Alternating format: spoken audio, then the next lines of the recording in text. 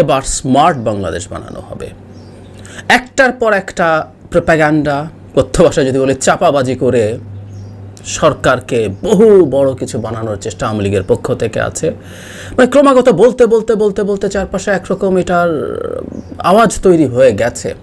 অথচ আমরা বিভিন্ন সময় বিভিন্ন বিদেশি সংস্থার রিপোর্টে, গুরুত্বপূর্ণ সংস্থার রিপোর্ট আমরা দেখতে পাই বাংলাদেশ এই ক্ষেত্রে, এমনকি দক্ষিণ এশিয়ার মধ্যেও ওই মানেও অনেক নিচে পড়ে আছে। আমি সম্প্রতি দুটো রিপোর্ট এসছে, দুটো রিপোর্ট নিয়ে একটু কথা বলার জন্যই আসলে এই ভিডিওটা করছি। একটা হচ্ছে শেয়ারবিজ হেডলাইন, প্রাতিষ্ঠানিক ক্ষেত্রে তথ্য প্রযুক্তির ব্যবহারে পিছিয়ে বাংলাদেশ। যেমন এরকম বিশ্বব্যাংকের সম্প্রতি প্রকাশিত digital progress and Trends report 2023 সালের একটা রিপোর্টে দেখা গেছে বাংলাদেশে অর্ধেকেরও কম প্রতিষ্ঠানে কম্পিউটার ব্যবহার করা হয়, আর ইন্টারনেট সংযোগ রয়েছে 50% প্রতিষ্ঠানে। প্রতিষ্ঠানে মাত্র 46% কম্পিউটার ব্যবহার করা হয়। ভিয়েতনাম ও চিলিতে 100%, পোল্যান্ড দক্ষিণ কোরিয়ায় 99%, ব্রাজিলে 97%। ভিয়েতনামের কথা বলছি, ভিয়েতনাম বাংলাদেশের সাথে বহু ক্ষেত্রেই কম্পিট বাংলাদেশ করে বলে দাবি করতে পারে, করে, তাদের হচ্ছে এই অবস্থা। কেনিয়ায়, এই জায়গাটা ইম্পর্টেন্ট, কেনিয়ায় 79%, কম্বোডিয়ায় 72%, ঘানায় 69%, ইথিওপিয়ায় 53%, বুর্কিনা ফাসোয় 52% প্রতিষ্ঠানে কম্পিউটার ব্যবহার। প্রত্যেকটা দেশ মাথাপিছু আয় আমাদের চাইতে কম, জিডিপির আকার কম, আফ্রিকার দেশ, তারপরও তাদের এই পরিস্থিতি। বাংলাদেশে ইন্টারনেট সংযোগ রয়েছে মাত্র 50% প্রতিষ্ঠানে, ভিয়েতনামে 100%, ব্রাজিল পোল্যান্ডে 99%, দক্ষিণ আফ্রিকা ধরছি না। কম্বোডিয়ায় 81, কেনিয়ায় 67, আমাদের 50, কম্বোডিয়ায় 81, কেনিয়ায় 67। তার মানে খেয়াল করছি বাংলাদেশ তার চাইতে বিভিন্ন দিকে পিছিয়ে থাকা, মানে অর্থনৈতিক নানান ইন্ডিকেটরে পিছিয়ে থাকা দেশগুলো তুলনা কতটা পিছনে। ব্যবসার প্রয়োজনে ওয়েবসাইট ব্যবহার করে বাংলাদেশের মাত্র 34% প্রতিষ্ঠান। আমি তুলনীয় দেশগুলোর কথা বলি, ভারতে 84, কেনিয়ায় 68, ব্রাজিলে 67, ঘানায় 51, কম্বোডিয়ায় 50। আমাদের প্রত্যেকটা, মানে কম্বোডিয়ার মতো একটা দেশ, যেই দেশটা মাথাপিছু আয় আরও অনেক ইন্ডিকেটারে অত্যন্ত স্বৈরাচারী একটা দেশ, সেই দেশটার এই অবস্থা। এরকম প্রায় সব ক্ষেত্রেই বিদ্যুৎ, মানে বিল কীভাবে পে করছে, ক্লাউড কম্পিউটিং ইউজ করছে কিনা, প্রত্যেকটা ক্ষেত্রে বাংলাদেশ এই রকম দেশগুলোর কাছ থেকে পিছিয়ে আছে। আরেকটা রিপোর্ট শেয়ারবিজি করেছে, একই বিশ্বব্যাংকের একই রিপোর্ট থেকে, স্মার্টফোন ব্যবহারে দক্ষিণ এশিয়ায় সবার নিচে বাংলাদেশ। আই রিপিট, আমরা তো অন্তত ঠিক আছে প্রতিষ্ঠান না, আমরা অন্তত স্মার্টফোন দিয়ে খুব, মানে হাতে হাতে ফোন তুলে দিয়েছি, এখন সব কিছু করতে পারে, সরকারকে গালিগালাজ করতে পারে, এই কথাগুলো তো আমরা দীর্ঘদিন থেকে শুনছি। কতটা স্মার্টফোন আসলে সরকার জনগণের হাতে তুলে দিয়েছে? আর আসলে সরকার কিছুই তুলে দেয় না। একটা প্রযুক্তি যখন পৃথিবীতে আসে, সেই প্রযুক্তি সব দেশে ছড়িয়ে পড়ে, সব দেশে, প্রমাণ তো দেখলাম। এবং স্মার্টফোনে অভাবনীয় ঘটনা আছে, সেটা একটু পড়ি।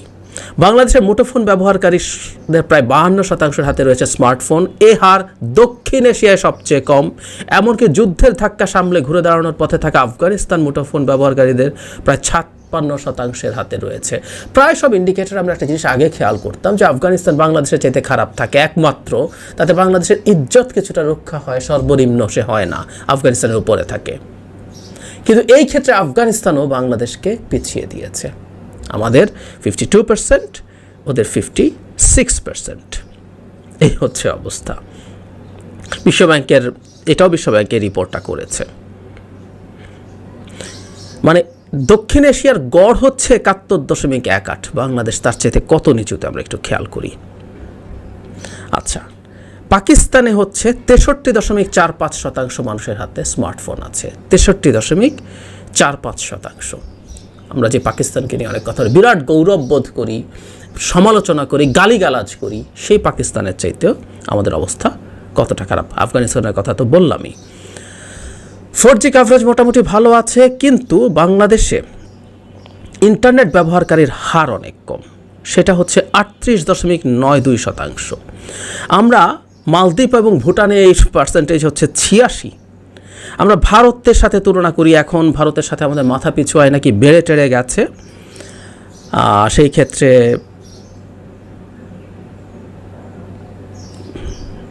46.31 হচ্ছে ভারতের, 46.31। সারপ্রাইজিংলি নেপালের 51.63% মানুষ ইন্টারনেট ব্যবহার করছে। তার মানে আমরা বুঝতে পারছি ডিজিটাল বাংলাদেশ তথাকথিত কত পেছনে, তলানিতে, বিশ্বের তলানিতে, দক্ষিণ এশিয়ার তলানিতে। আমরা এর আগেও দেখেছি ইন্টারনেট স্পিডের যেসব কম্প্যারিজন এসছে, বিভিন্ন প্রতিষ্ঠান এগুলো করে, সেখানেও বাংলাদেশের অবস্থান বিশ্বের মানদণ্ডেই তলানিতে। তো তাহলে ডিজিটাল বাংলাদেশের ফুটানিটা কোত্থেকে?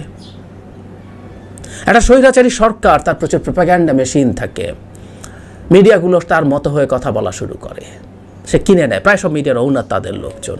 আর যেগুলো দু একটা হাতে বাকি আছে তাদেরকেও নানান রকম চাপ দিয়ে তাদের মতো করে কথা বলতে বাধ্য করা হয়। ক্রমাগত এই প্রোপাগ্যান্ডা চালাতে থাকে রাষ্ট্রের সর্বোচ্চ পর্যায় থেকে সর্বনিম্ন পর্যায় পর্যন্ত। শুনতে শুনতে শেষ। আগেও বহুবার এসছে, বহুবার দেখেছি, বহুবার জেনেছি, আবারও আসলো, ভবিষ্যতেও আসবে।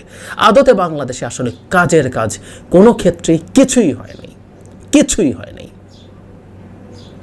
এবং যেসব ডেটা আপনি দেখানোর চেষ্টা করেন সেগুলো ম্যানিপুলেটেড দেশের ভেতর থেকে। এখন বাইরে থেকে যখন এই হিসেব নিকাশগুলো আসে তখন এগুলো নিয়ে আর প্রশ্ন তোলা কঠিন হয়। তখন আপনি এটাকে চ্যালেঞ্জ করেন তাদেরকে, না তারা মিথ্যা কথা বলছে, তারা উদ্দেশ্যমূলকভাবে করছে, তারা বিএনপি দ্বারা প্রভাবিত হয়ে করেছে। যখনই গণতন্ত্র, মত প্রকাশ, মানবাধিকার নিয়ে নানা রিপোর্ট বাংলাদেশে আসে তখন এগুলো করেন। এগুলো তো আর তাদেরকে ইনফ্লুয়েন্স করে এই ডেটাগুলো আপনি ঠিক করতে পারছেন না। তখন এদের ইন্টিগ্রিটি, এদের ক্রেডিবিলিটি, এগুলো নিয়ে প্রশ্ন করেন। কিন্তু এই দেশে আমরা থাকি, তো এই দেশে আমরা বসবাস করি। একটা চরম নিপীড়ক স্বৈরাচারী সরকার এই দেশে কী করছে জনগণের উপরে, মানুষের জীবনের ওপরে, তথাকথিত অর্থনৈতিক মান এনশিওর করার নামে অজুহাতে, বাহানায় এই দেশের মানুষের অসংখ্য অধিকার হরণ করছে। এবং আমরা ক্লিয়ারলি যারা এই লিস্ট কিছুটা বোঝাপড়া আমাদের অর্থনীতি নিয়ে আছে, লিস্ট কিছুটা বোঝাপড়া আমাদের দেশের ওভারঅল ম্যানেজমেন্ট নিয়ে আছে, আমরা তাও জানি দেশের অর্থনৈতিক উন্নয়নও কিছু হয় নাই, কিচ্ছু হয় নাই। আমাদের কিছু তৃতীয় শ্রেণীর শিক্ষিত, তথাকথিত শিক্ষিত মধ্যবিত্তকে দেখি দেশের উন্নতি তো হয়েছে বলে একটা নোক্তা দিয়ে দু একটা কুসুম কুসুম সমালোচনা সরকারের করেন। না, দেশের উন্নতি হয় নাই, অর্থনৈতিক উন্নতি হয় নাই। এবং এই সরকার, আমি প্রায় বলি যে এই সরকার অর্থনৈতিক উন্নতিকে পেঁচিয়ে দিয়েছে।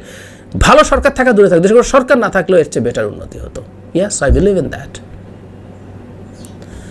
এই হচ্ছে অবস্থা। এবং আমরা যাতে সরকারের প্রোপাগ্যান্ডাগুলো থেকে